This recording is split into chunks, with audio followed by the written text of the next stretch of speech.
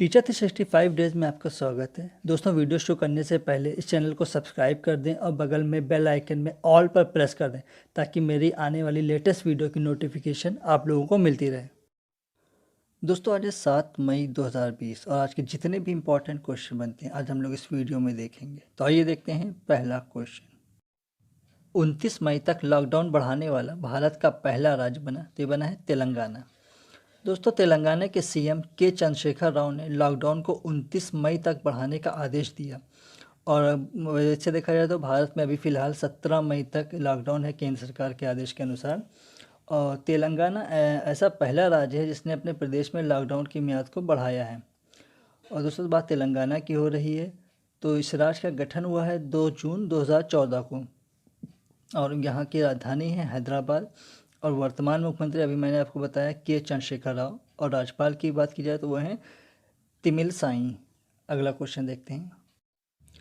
उत्तर प्रदेश के गाज़ियाबाद ज़िले में लॉकडाउन को बढ़ा दिया गया है, तो बढ़ा दिया गया है 31 मई तक। दोस्तों, गाज़ियाबाद के जिलाधिकारी ने बताया कि गाज़ियाबाद में लॉकडाउन 31 मई तक बढ़ा दिया गया है। साथ ही धारा 144 भी लागू रहेगी और सार्वजनिक जगहों पर थूकने पर भी जुर्माना लगेगा। दोस्तों, उत्तर प्रदेश में गाज़ियाबाद एक पहला ज़िला होगा जहाँ पे 31 मई तक ये लॉकडाउन बढ़ाया गया है। दोस्तों, बात उत्तर प्रदेश की हो रही है तो इस राज्य की स्थापना हुई है 24 जनवरी 1950 को और यहाँ के वर्तमान मुख्यमंत्री आप सभी जानते हैं योगी आदित्यनाथ। व राज्यपाल की बात की जाए तो वो हैं आनंदीबेन पटेल। अगला क्वेश्चन देखते हैं। इंटरनेशनल डे ऑफ मिडवाइफ मनाते हैं 5 मई को। दोस्तों, मिडवाइफ या दाई इन्हीं को कहते हैं। ये उन महिलाओं को कहते हैं जिनको बच्चों का जन्म दिलाने का व्यवहारिक ज्ञान होता है। दोस्तों, इनके कार्य की प्रशंसा के लिए प्रतिवर्ष यह दिवस मनाया जाता है। अगला क्वेश्चन देखते हैं। विश्व हाथ स्वच्छता दिवस मनाते हैं, तो ये मनाते हैं 5 मई को। दोस्तों, वर्ल्ड हैंड हाइजीन डे या विश्व हाथ स्वच्छता दिवस को वर्ल्ड हेल्थ ऑर्गेनाइजेशन जिसे WHO भी कहते हैं ये मनाता है। प्रतिवर्ष 5 मई को लोगों को अपने हाथों को स्वच्छ रखने के लिए प्रति जागरूक करने के लिए यह दिवस मनाया जाता है। दोस्तों, बात WHO की हो रही है तो WHO की स्थापना हुई है 7 अप्रैल 1948 को और इसके मुख्यालय की बात की जाए तो वह है जिनेवा, स्विट्ज़रलैंड में। अगला क्वेश्चन देखते हैं। जम्मू कश्मीर की पूर्व मुख्यमंत्री महबूबा मुफ्ती समेत 3 नेताओं की नज़रबंदी बढ़ा दी गई है, तो बढ़ा दी गई है 3 महीने के लिए। दोस्तों, महबूबा मुफ्ती जम्मू कश्मीर में अनुच्छेद 370 हटाए जाने के बाद से हिरासत में हैं और उन पर 5 फरवरी 2020 को PSA लगाया गया था। दोस्तों, PSA क्या है जानते हैं इसके बारे में। PSA जन सुरक्षा कानून है। यह जम्मू कश्मीर में 1978 में अस्तित्व में आया। इस कानून के तहत किसी व्यक्ति को बिना ट्रायल के ही 6 महीने जेल में रखा जा सकता है।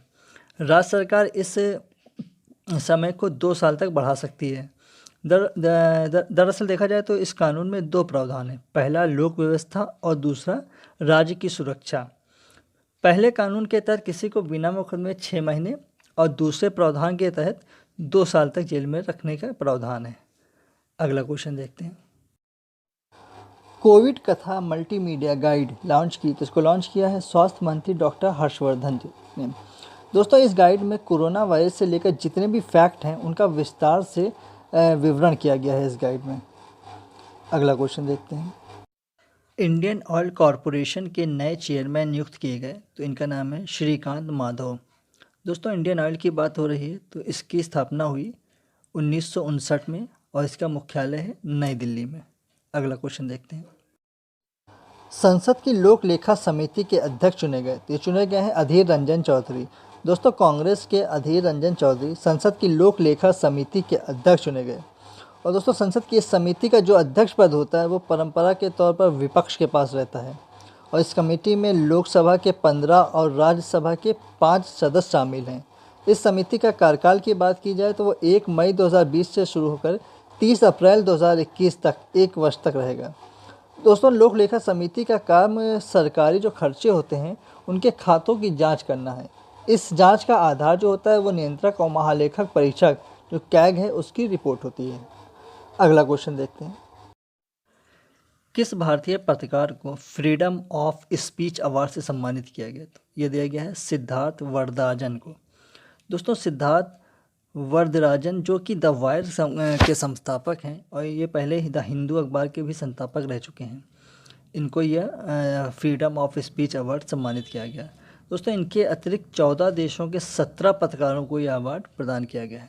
अगला क्वेश्चन देखते हैं। गुटनिरपेक्ष आंदोलन के वर्चुअल शिखर सम्मेलन में भारत की ओर से भाग लिया है प्रधानमंत्री नरेंद्र मोदी जी ने। दोस्तों, वर्चुअल मतलब जो वीडियो कॉन्फ्रेंस के जरिए बैठकें होती हैं उसको वर्चुअल बोलते हैं। इस बार गुटनिरपेक्ष आंदोलन के सम्मेलन की अध्यक्षता करने वाला देश था अज़रबैजान। इस वर्ष अगर इस सम्मेलन के थीम की बात की जाए तो वो कोविड-19 पर आधारित है। इसकी थीम है इस बार की यूनाइटेड अगेंस्ट कोविड-19।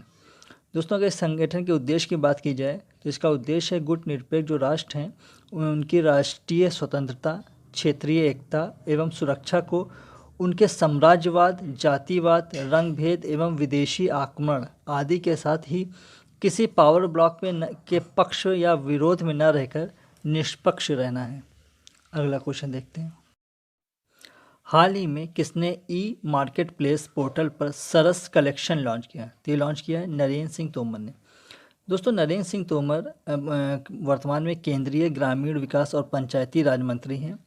और दोस्तों, ई मार्केट प्लेस पोर्टल पर सरस कलेक्शन लॉन्च करने का मुख्य उद्देश्य यह है कि जो ग्रामीण क्षेत्रों में स्वयं सहायता समूह हैं उनके द्वारा जो सामान वगैरह बनाए जाते हैं उनको केंद्र और राज्य सरकार के खरीदारों तक पहुंचाने के लिए बाज़ार उपलब्ध कराने के उद्देश्य से यह किया गया है।